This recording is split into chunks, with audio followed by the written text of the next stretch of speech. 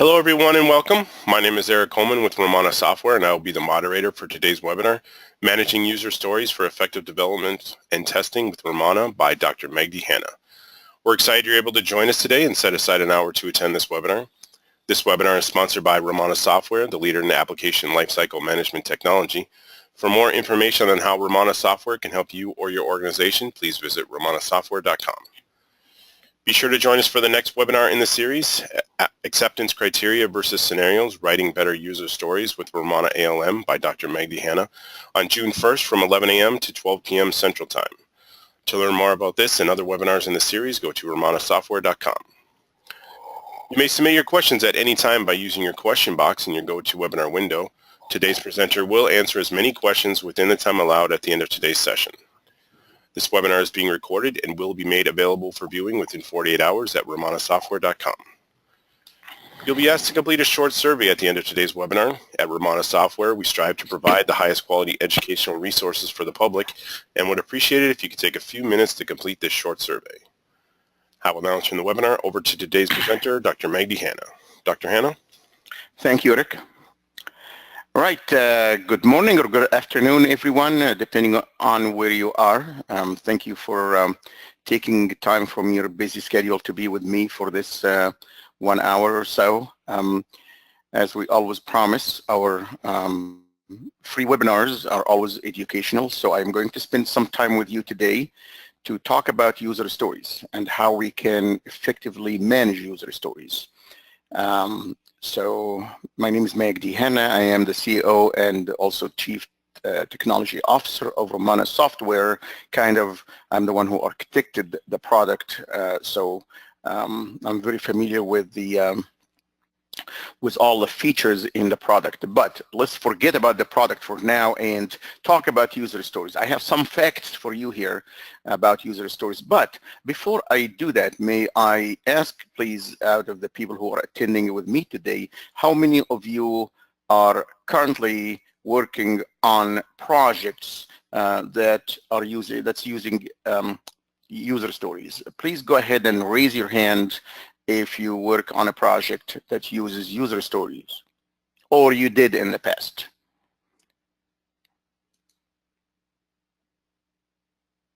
Go ahead. Don't see any hands yet. Okay, few, 3 so far, 4. All right. Not everyone worked with the user stories. I'm going to at least assume that everyone knows what user stories are. If not, I'll just give a quick example. Carl and Char have not worked with user stories before.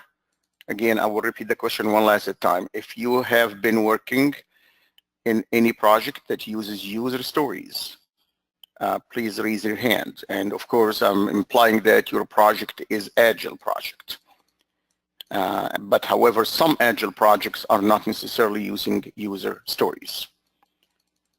All right, not everyone is using user stories. Well, it will become obvious what they are and so on. Thank you so much for sharing your experience with me here. All right, so here are some facts about user stories. If you have not seen them before, they are very brief and high level. The people who advocate Agile and advocate user stories wanted us not to work with requirements because requirements seems to be lengthy and complex, so they wanted to simplify issues for us. And they said, we're not going to deal with requirements, rather we're going to break requirements to user stories. You'll see an example of a user story for now in a little bit if you have not seen one before. User stories, when you see them, they do not provide context. If the user story is a very, very high level, then they are the context. If the user story is a very low level, for example, okay, let me show you an example of a user story here. This is what I consider a very high level user story. In user story terminology, we call it an epic, which is supposed to be broken down into smaller and smaller user stories. By the way, but if I say anything that it does not make any sense to you, or you have a question about it, please feel free to go ahead and submit your question in writing on the questions tab, and I will address it at the end of the presentation. So this user story, as you can see it, is high level, is very brief, is high level, and it does provide context because it is the highest level. So the context here is someone wants to cancel orders online. However, if we take that user story and break it down into smaller user stories, and you see another user story which says, as a customer, I'd like to receive my refund on the same credit card that I used for payment. Now, in that case, that user story, if you take it by itself, does not provide context, meaning that you do not know what refund we're talking about and what credit card we're talking about. Now, most importantly, in my opinion, user stories are very difficult to estimate how much time we need in order to implement it. In agile projects, we estimate the effort for a user story using what we call story points. So I have seen agile teams assigning story points to user stories. And I'm going to tell you this, at best, it is very, very subjective. Why? Because the user story as it is written now does not provide a lot of details. You don't know how many screens it's going to involve. You don't know the details. So user stories really did not help us, in my opinion at least, did not help us in understanding customer needs better. Let me tell you a little bit more things about user stories. User stories are always phrased in the form that you've seen as a whatever role I have, in this case it's a customer, I'd like to be able to do something. Okay, as a customer or as an admin, as a user, I want to be able to do something.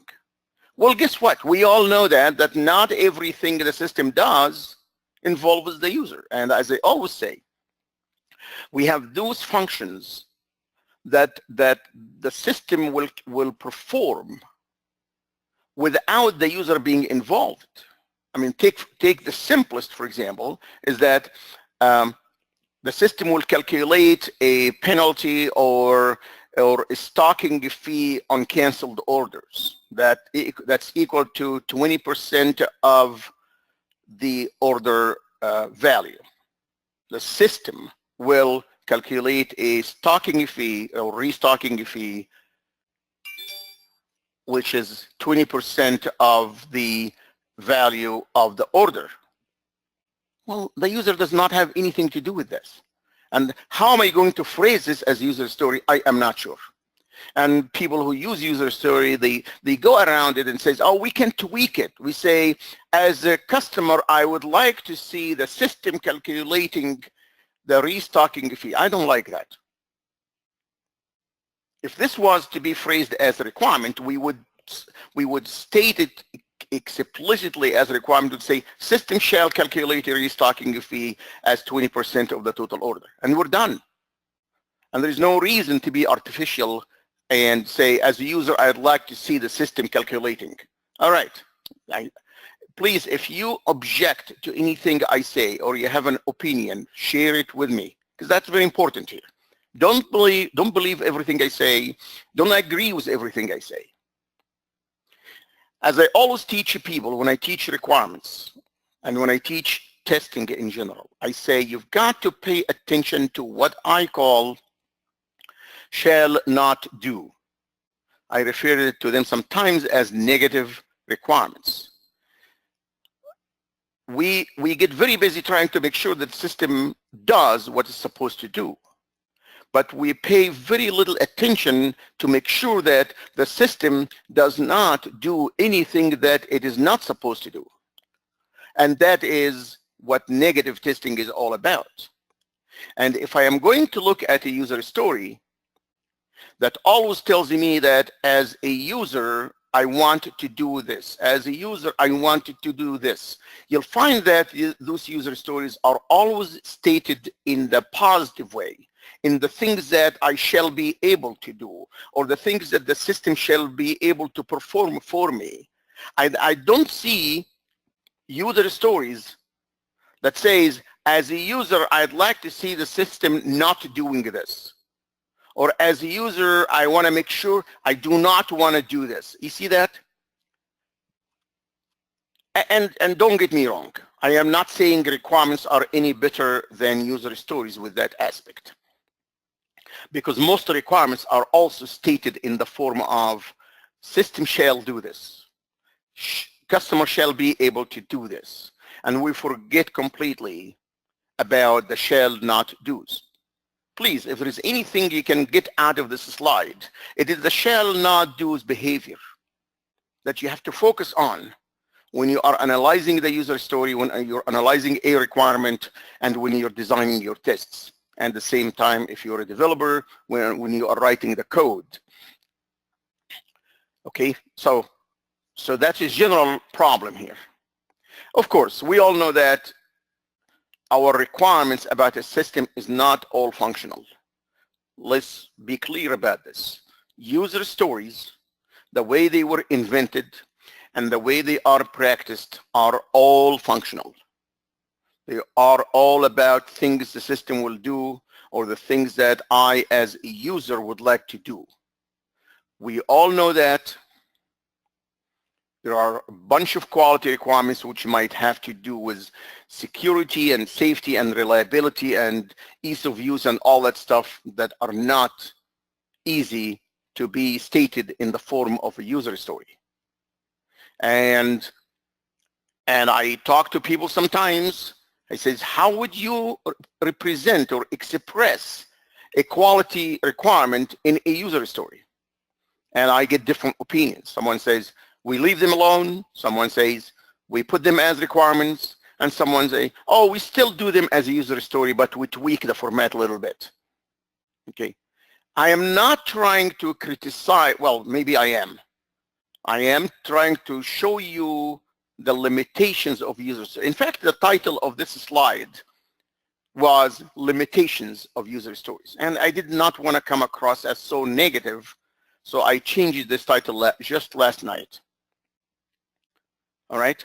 So, but I want to do this. And the other requirements I'm referring to, which are implementation constraints. There are some requirements that has to do with how the system will implement it. And I don't want to get into this because some of you will argue that if it is how, then it's not a requirement, it is design.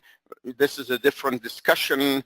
There are some requirements that states some implementation constraints that are requirements and they're not designed. And even if they are designed, they are something that someone expected the system to satisfy. You know, there's a lot of things about design, about how the system will be implemented that are actually requirements. So in general, I'm just presenting to you few issues with user stories so that when you use them, you can be aware of that. So as a result, I'm asking you, if you are a test professional working with user stories, please do not ever take a user story and build some test design based on that. And if you are a developer, don't take a user story and build a design or code based on this. This does not work. It has not proven to work.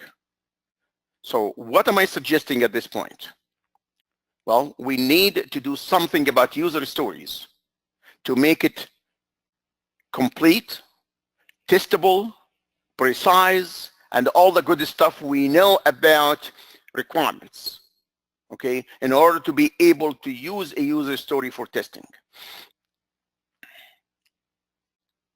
So in my opinion, many of us working on Agile projects, we treat user stories in a very simplistic way. It's a one statement or one phrase that says, as a role, I want to be able to do something. And I found out that it's not as simple as what we think. User stories, you might find different developers working with different user stories. You might find different testers working with different user stories. But the truth is, we're not aware of how user stories relate to each other, and we're not aware of the level of complexity of a user story. Not the apparent level of complexity, because we simplify user stories, we make it look like it is simple. But the truth is, it is not simple. And let me show you a few things. If you really must use user stories in a project, I make it very clear. You must use best practices in user story management. User story management, a term we do not hear very often. Why? Because in everyone's opinion, user stories are simple. So what management are we talking about? People don't think that there is anything about user stories that we need to manage. Why? Because they're simple. If you have very simple things, you don't need to manage them. But because I'm telling you that user stories are not as simple as we think, I'm going to introduce to you the field of user story management. For so many years, we have worked with requirements. And the field of requirement management and requirement engineering has been well defined, okay?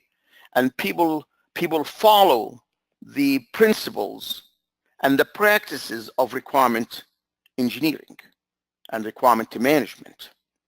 Somehow, when we started to use user stories, and I'm really blaming those who advocate user stories as a simplistic approach, all right?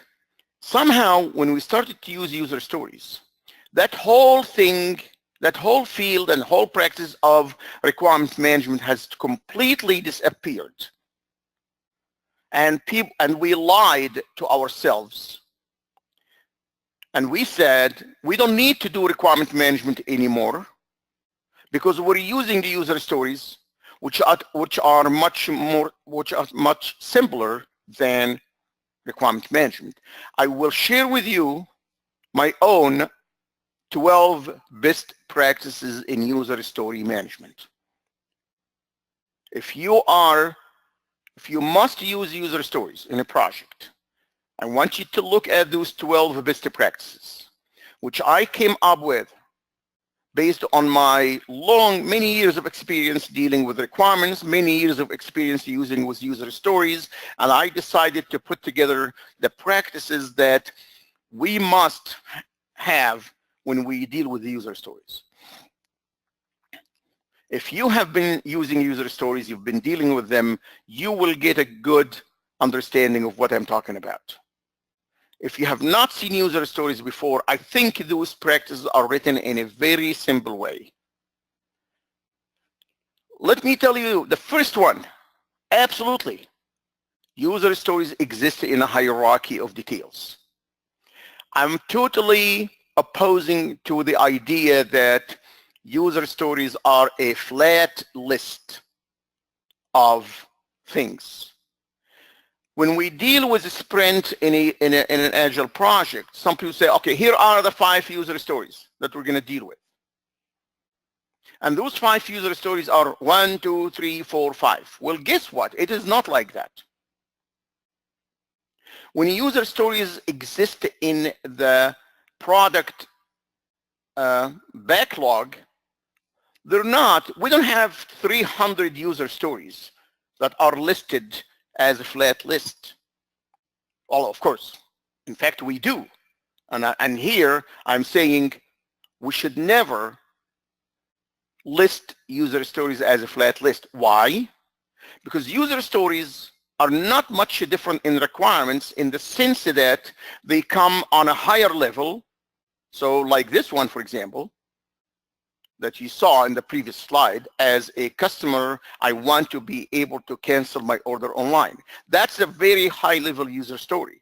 I should be allowed in whatever tool I am using or whatever documentation package, and whether it is Microsoft Word or some user story management tool, Jira or otherwise, I must be allowed to say, here is a high-level user story, here are sub-user stories, and here is sub-user stories, and I will show you this in a little bit. So that's very important. If we don't do this, then I'm going to tell you that user stories are going to not provide any context, because you're going to have a small user story that says, as a customer, I want to receive my refund on the credit card. And you take that user story by itself, you don't know what is related to. But you will understand the context if that user story is a sub-user story of another user story. Okay? So that's the first practice. If I have anyone in the webinar today who consider himself or herself a user story guru, please argue that with me. I will be publishing this on LinkedIn very soon. And if you'd like, if you need more space to argue any one of those points, please feel free to go in LinkedIn and get that and let's discuss it there, because that's very important. It's very important that you give me your opinion, we challenge things, and we reach an agreement. The next practice, absolutely. We know user stories change over time. We just close our eyes about that.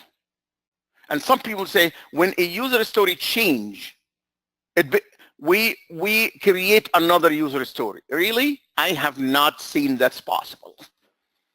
Because here's the thing. If a user story remain to be, excuse me.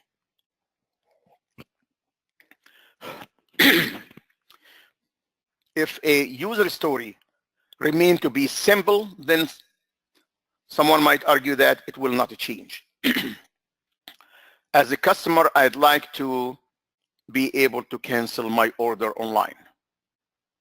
Well, what is going to change in that user story? Nothing. Nothing. Because it is a user story. It is user story that's high level, and we want it implemented as is. But then other user stories, the lower level ones may change. Because if I have a sub-user story that says, as a customer, I'd like to receive the refund to the credit card I used for payment. Later on, someone says, well, we want to allow customer to receive the refund as a store credit, for example. And some people say, oh, at that time, we will create another user story that says, as a customer, I'd like to receive the refund as a store credit. But that user story is standalone. It's out of context completely. We should not be dealing with it by itself. We need to be dealing with it as part of the larger user story. So it is my experience that when user story changes, I don't want to create another user story, but I want to create a version, another version of users. When anything changes in our life, we create another version. Why are we stopping this when it comes to user story? When things change in our life, we keep track of the history of the change. If there is any details about a user story that have changed over time, don't you want to know what has changed about the user story, and when, and who suggested the change, and why, and most importantly, what is the impact of that change on other user stories? This is the classical stuff about change management, which we have learned for years, and somehow we suppressed all that when it comes to user story.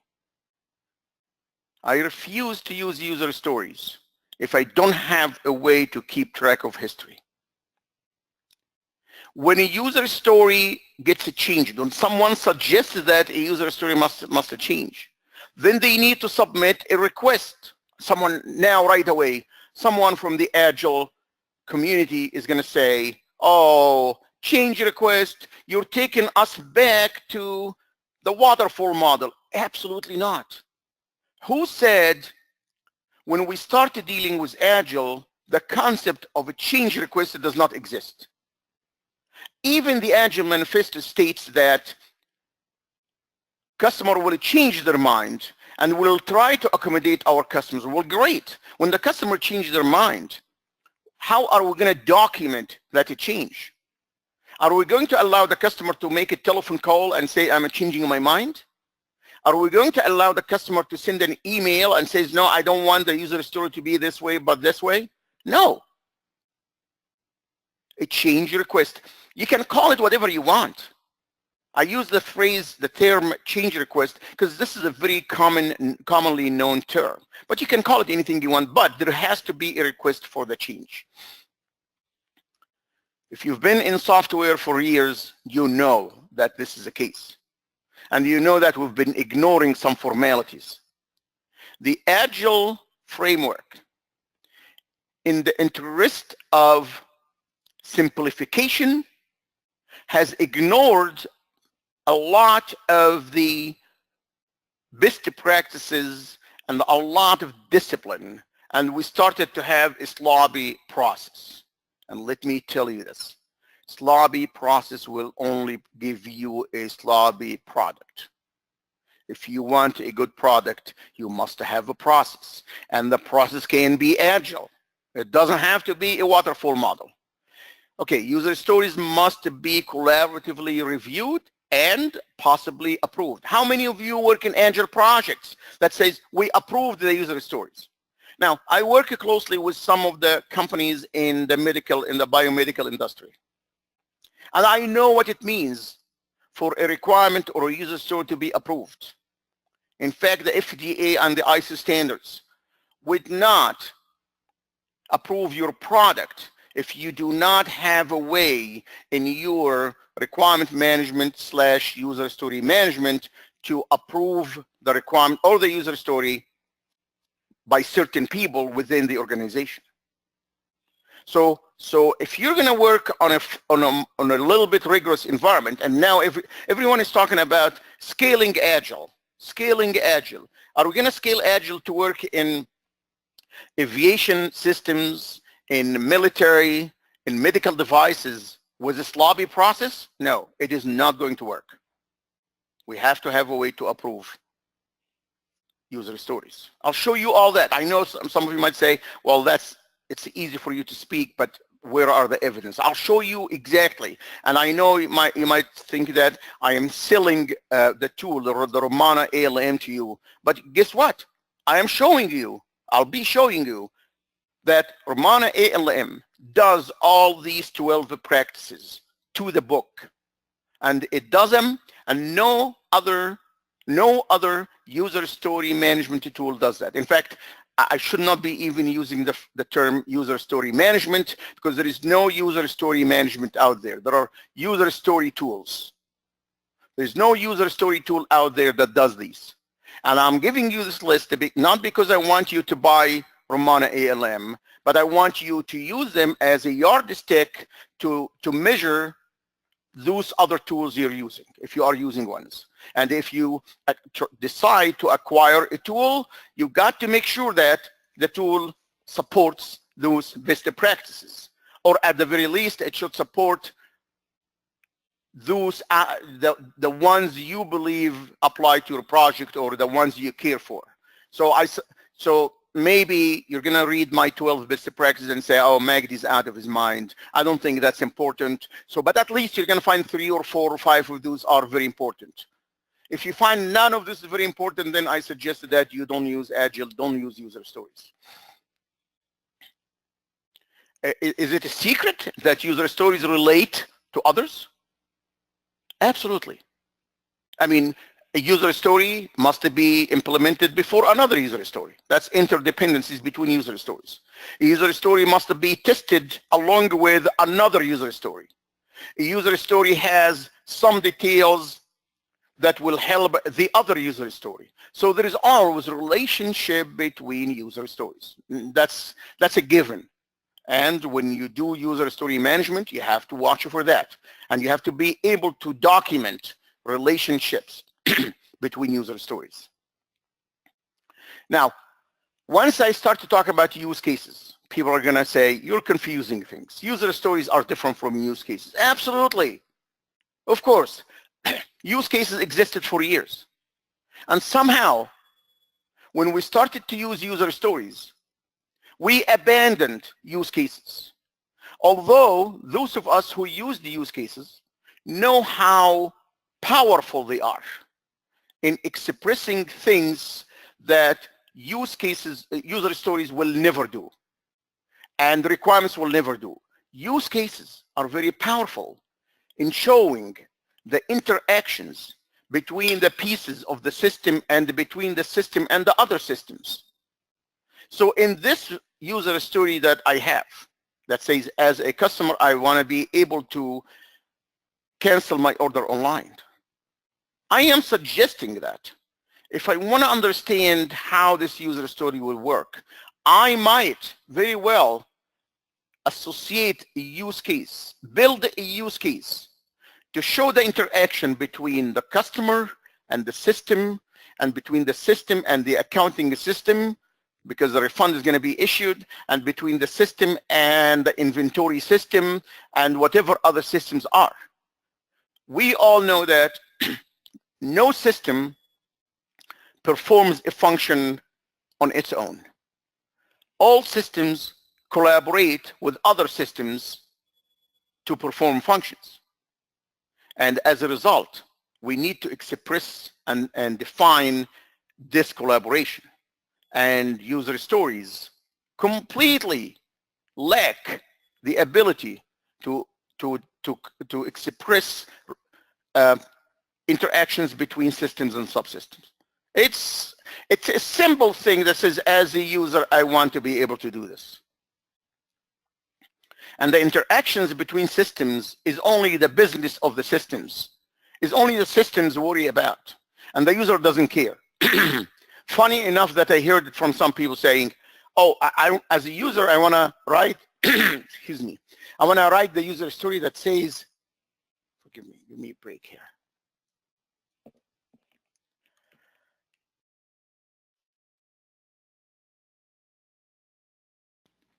Okay, my apology. Some people say, I just want to state a simple user story that says, as a customer, I want to be able to cancel my order online, and I don't care what happens inside. Really? You don't care that the system you're trying to use communicates with the accounting system to issue the refund, and there is a possibility that this accounting system might be down, and the system you're trying to use have to react to the fact that the other system is down? This is what we do in use cases. So please, user story, you must be able to attach a use case to a user story when you need to. If the user story is simple enough, then yes, you don't need a use case. All right. Because user stories are brief, we must always be able to associate and attach documents and models and diagrams to the user story to provide more details. We need to make up for the lack of details in user stories by attaching a document or attaching, I mean, you can be attaching a spreadsheet. If the user story is about a report, creating a report, as a customer, I'd like to see a report on whatever. What does the report look like? What data should be in that report? That should be in, for example, an Excel spreadsheet or a Word document that would be attached. So user stories. I'm telling you all the best practices. If your tool that you are using for user stories does not allow you to do this, then it's useless. All right. Now, risks. When it comes to risks, a lot of people do not understand that. When we take a user story to implement it, there might be some risks in the course of the project that might hinder us from delivering that user story, whatever the risk is. And in an agile project using user stories, we seem to overlook those risks.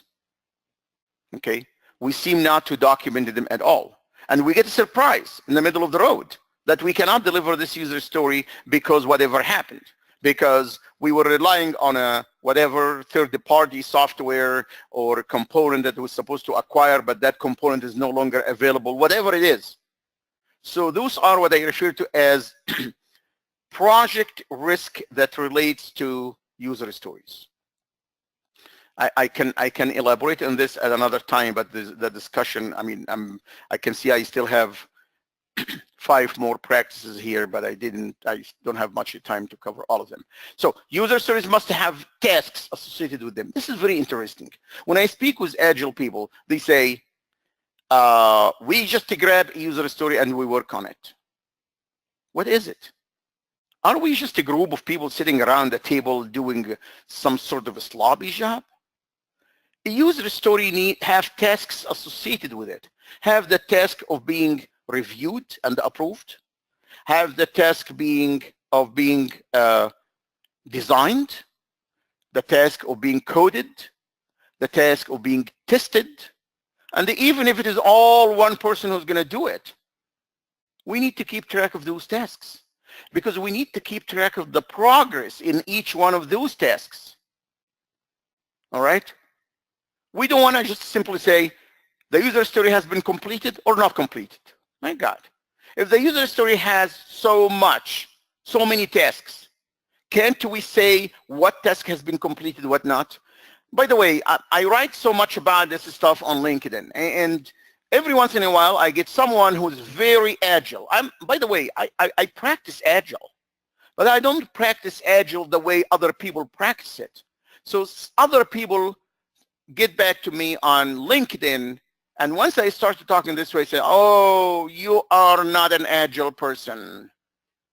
The moment I start proposing some discipline, people accuse me of being not agile. The moment I start suggesting best practices, people say you're not agile. And I recall an individual on LinkedIn says, Magdi, you don't know how agile projects work. I sure do. I just don't agree with it. I don't agree that every member of the team grabs a user story to their liking and start working on it. And at the end, he's going to report, did he finish it or he did not finish it? If we're going to scale agile to work with larger I mean, what we're doing here, what people are suggesting is okay if we have a project that has 5 people and it has, if we have sprint that has 3 or 4 user stories. I'm not talking about those projects. These are too simplistic projects for me.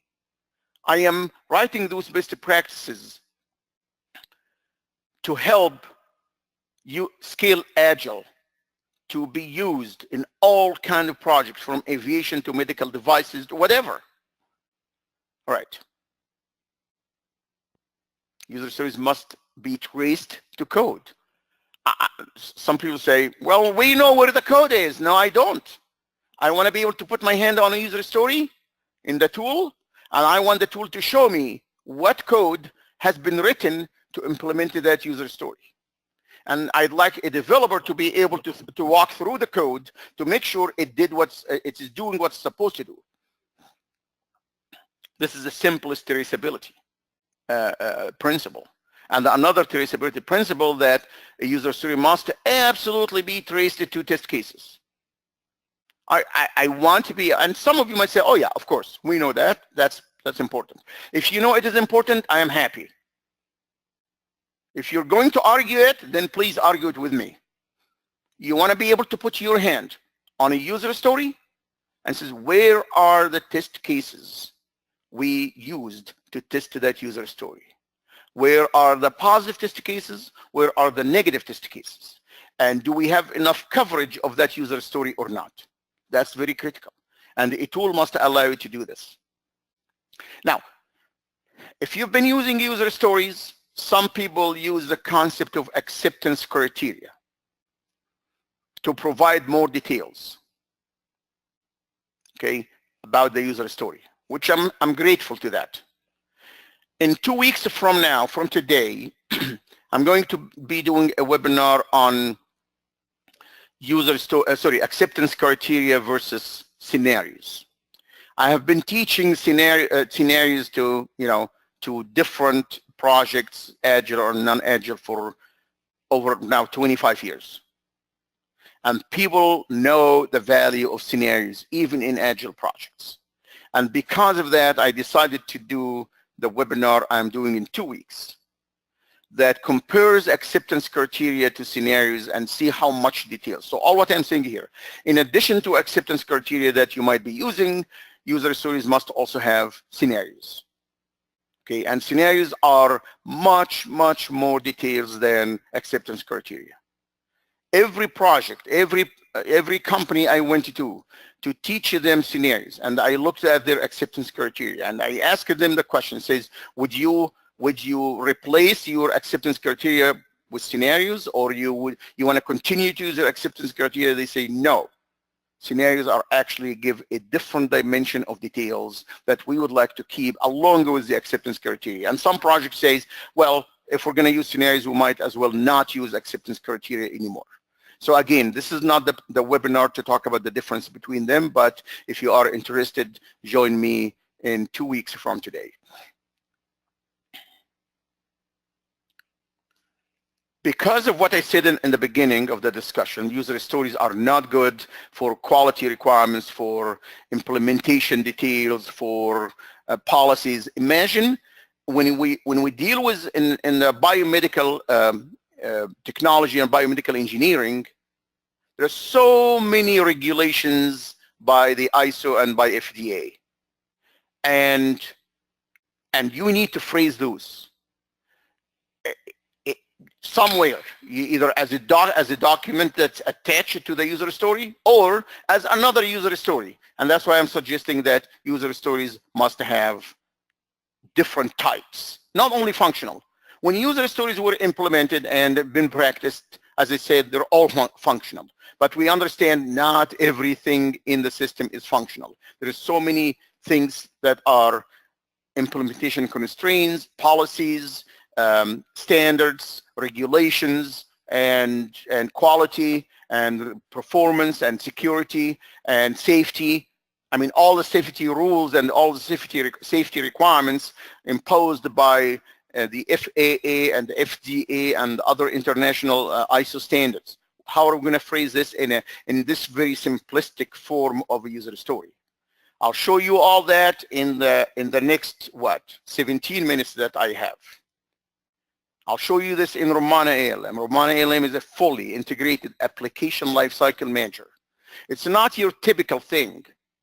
It does everything you can imagine. The user stories and the requirements are here, but it does everything you need to do about test management. It has a component for document management. When I say component here, this tool is not a bunch of things put together. No, this tool is one tool that does everything, and you do only what you need to do, and you can ignore what you don't want to do. Remember when I said user stories must be collaboratively reviewed and approved? It's all right here in the collaboration center. The collaboration center will allow you to take a user story, put it out for review, document all the comments from people, will allow you to take the user story to the whole approval process. It allows you to decide on who's supposed to approve the user story, in what order. Ramana ALM does everything that you need to do. Remember when I said a user story must have tasks and risks associated with it? This is all done here in the project management. Okay, and of course, everything is going to the Ramana repository. It's one SQL Server database that holds all the information. Much simpler to use than any tool you've seen. Okay, of course, it does all the issue management thing. It does all the use cases. As I said, when I said a user story must have use cases associated with them when need to. Of course, it's there. So allow me, please, to spend the next 15 minutes or so with Ramana. Let me close this. This is a project that's open. I'm going to close that. What you see in front of your screen is what we call the portfolio screen. This is what you get when you open Ramana ALM for the first time. It shows you all the products you have, and within each project it shows you all the projects. You can see here I'm having Ramana ALM as one of the products. Why? Because we use Ramana ALM to manage the Ramana ALM projects. Of course, if we believe in it as a powerful tool, then we must use it for our own business. All right, so here is a bunch of projects in Ramana, and we just name, those are not releases, but we name the project based on what release that came out of that project. Although in the recent enhancement of Ramana ALM, you can actually have a project that deliver features or user stories to multiple releases. So it's not the relationship between a project and release is not one-to-one anymore. So at any rate, so those are real projects, but they're a snapshot of the projects. We use them for demos. We use them to show our customers things. So they're mostly true data, but have been modified over time, but it's not all the features in release 10.3. So let me open that project. And when you open a project for the first time, you get to the project dashboard, which shows you certain things about your project. And this is customizable, totally customizable through the configure dashboard here. And you can decide on what charts you'd like to see, what reports you'd like to see, and so on. This is like a first glance you see about your projects. Now, let me go to user stories right here. So as you can see, user stories, change requests, test sets, documents, and the reports are here. So I'm going to go straight to user stories. If I click on that, it'll show me, as we said, I said user stories are here. There are different types of user stories. There are functional user stories, there are quality user stories, there are hardware requirements user stories. Someone said, what are you talking about? User stories are not about hardware requirements. Really? So how are you going to specify the requirements that have to do with the hardware? Where are you going to specify that? Because that's part of the system. When I say hardware here, I'm talking about a device.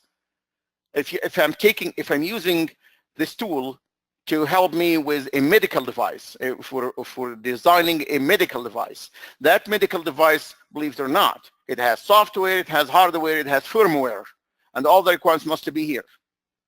I have some implementation constraints. I have some requirements, some regulations, and those are totally dynamic. You can define anything you want. The only thing that's you start with is the functional and the quality, and you can add anything after that. Usability requirements, ISO standards. ISO standards require you that your products have certain usability requirements, okay? And a lot of other government acts require you to have certain requirements. Where are these going to be documented? Right here. So let me pull out the functional requirements. As I said, the first practice, user stories are represented in the form of hierarchy of details. This is a user story. For example, let's do this. Let's just expand this one here. Okay.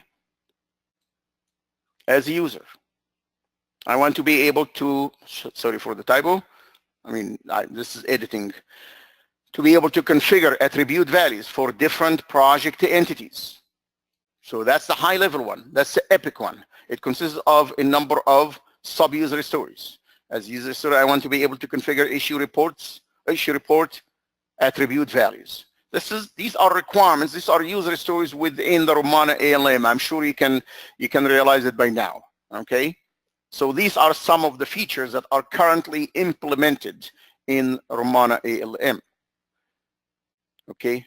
As a user, I want to be able to configure requirement attribute values. So each one of those. So let's pick up one of those. You click on this one, you can see the details on the right.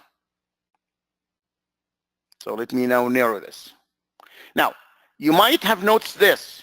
Some of these are phrased as user story and some are not. If you look here, for example, configure change request to attribute values. I just decided to leave this in this format, not in the user story format, to show you that you are free, or you should be always free, to use a user story format or a requirement format. Who cares? They're both equivalent. A requirement can have sub-requirements. A user story can have sub-user stories. If you don't feel, here, project backup, I left it as that. I could have phrased it as user story that says, as a project manager, I'd like to perform a project backup. So I just want to tell you that a tool should be flexible. If you want to, and whether you use a user story format or requirement format should be a process thing, not a tool thing. A tool should not restrict you. The process does. So you can tell everybody that we're going to be using user story format, and that's it. And that means that you're not going to see things like this. So let's now look at the details of the user story, because I only have about 9 minutes to show some of the things that I told you about. Okay. Here is a box for acceptance criteria. Okay, if you're using acceptance criteria, you use this box. And I'm just going to add some acceptance criteria very quick here. I'm just adding a couple of acceptance criteria.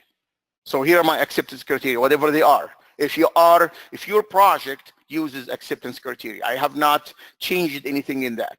However, as I said, in addition to acceptance criteria, a user story must have scenarios. If you click here, it shows you all the scenarios that have been defined for this user stories. My God, all these details are about the user stories. Where would we put them? I'm not going to get into all the details, but I'm going to tell you the developer and the tester who work with this user story felt that there are 32 scenarios that provide much more details about this user story. If we don't have scenarios, where are we going to put those? Let me close. I'm sorry to go quick. When I said use cases, here you go. By the way, the 3 yellow dots here tells me that there is something behind the button. Okay? Like for example here, there are no risks that have been defined for this user story.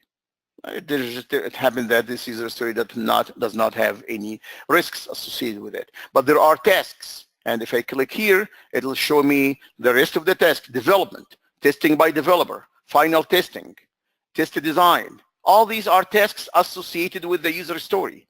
And guess what? If you click on a task, it'll show you whom it was assigned to, and it will show you the progress and everything. I don't want to dive into that level of details yet, but a task is not simple thing that we put there. Here you go. So gives you task name, the task description, and other user stories that are associated with this task. User story group 1, group 2, group 3. So which means development does not only apply to this user story, but it applies to those other user stories. And the word the group here means that a group of user stories together, and so on. And you can see here the person who created that task is Jane Walsh. She created it in 2010. She never modified it, and so on. And it tells you here the estimated hours, the total actual hours, and the estimated cost, and so on. Everything about the task you can imagine. Okay? So let me close that. Move to something different. You remember when I said the user story must be collaboratively reviewed and approved? Right here. Of course, if you work in a simplistic project that you don't care for those, don't use them. But if I want to do this, so if I want to review this, look at that. Review this user story. If I click on this, I can I can do this. Please look at this user story. Give me your feedback by tomorrow morning. Very simple. Okay, I'm just gonna, so submit. Once I do that, guess what? All the team members are going to receive an email, and it tells me up here, Ramana email notification reviewed for reviewing this user story was its scenarios are successfully sent or sent successfully. Everyone, if I open my Outlook right now, you'll see the email, but I don't want to get there. But the email goes to everyone. Of course, you might ask who gets the email. It's all provided here during, it's all in the collaboration center. Where is that? Oh, sorry. Come on. Here it is. In the collaboration center, you can manage collaboration groups. You can decide there who's supposed to receive emails about what. Okay. And then, so now people can review the user story online. They can provide their feedback. They can, so here, so I can ask people to just review the user story by itself. When we have scenarios for the user stories, I can tell them to review the user story and the scenarios. I can post my comment on the user story. So if I click on this, okay, I can add a comment here. I can say, and we ask people when they put out a comment, they put it using topics. By the way, it says topic 1, topic 2, topic 3 are for tests. Okay, but I can certainly create a topic that says whatever, that says interaction with whatever. Okay, so that's the topic, and I describe what my comment is, and I submit it. Okay, here you go. It's added there. Anyone who's going to look at those, they can see my comment or my question. Okay, and react to it. All the comments, all the reactions to comments, all the reviews are here. If I want to define what we call approval authorities, because again, as I said, you might be willing to say, you know, this user story needs to be approved, and you can say approved by who, approved by what date, and you can define who is supposed to review it. And if you have multiple people who are supposed to review it, you can decide if any of them can approve it, or all of them must approve it. And if all of them must approve it, you can even specify the order in which they must approve it. Then you say, for example, Magdi should approve it first, and only after Magdi approves it, then Joe can approve it. But Joe cannot approve it before Magdi. It goes into that level of details. All right, got 2 minutes left. Related user stories. If I click on this, it shows me the other user stories that are related to this user story. And I can add more if I wanted to. If I feel like this user story relates to another user, to a third user story, I can add that. The history here is there. So when a user story changes, it tells me here. Okay. The title of the user story has been changed from this to this on that date by this person. Very simple. You got to have that. If user stories are going to change over time, we need to keep track of that. I think I better use the time to look at any questions you might have. Let me see here. Questions. All right, let me pull this out. I'm going to try to.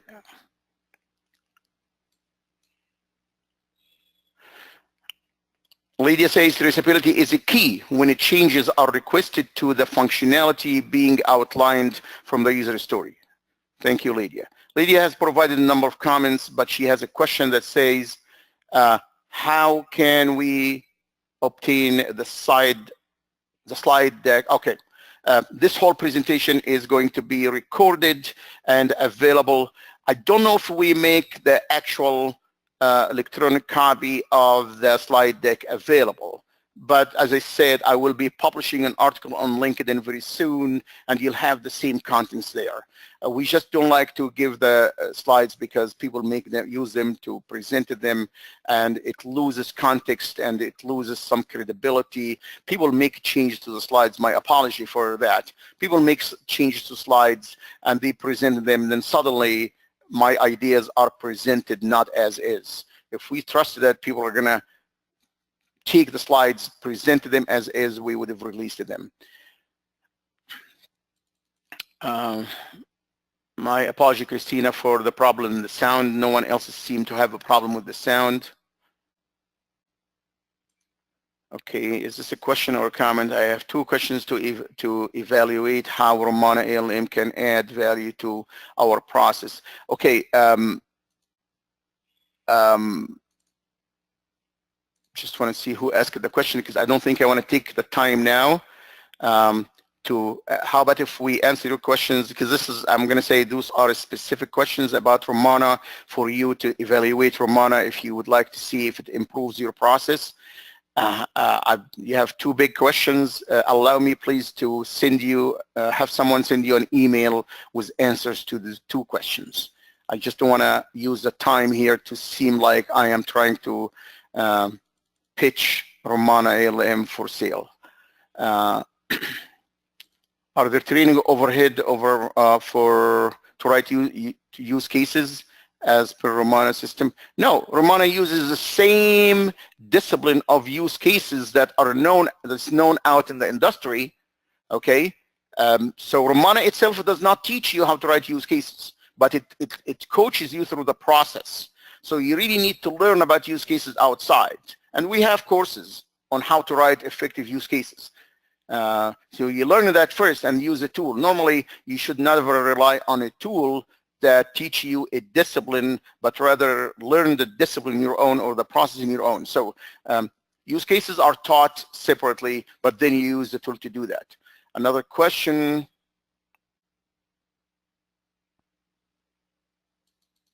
Okay. Lydia is asking if we can review slide number 7. Let me do that. And okay, very quick here, and that's the last question. Lydia, go ahead. I'm going to put the slide in front of us here. Oops. Where is it? Right here. Slide number 7. I'm going to close this window quick. I know I'm 3 minutes beyond my time. Slide number 7 is right here. And in this one, I said, user stories must exist in a hierarchy of details. As I showed you, user stories, sub-user stories, sub-user stories, and there is no limit to how deep you can go with the hierarchy. And number 2 is talking about changes to user story over time, and we must keep track of the changes. We must keep track. I didn't show you the versions, by the way. The versions are there. So I showed you the history of the change, that someone had changed the user story.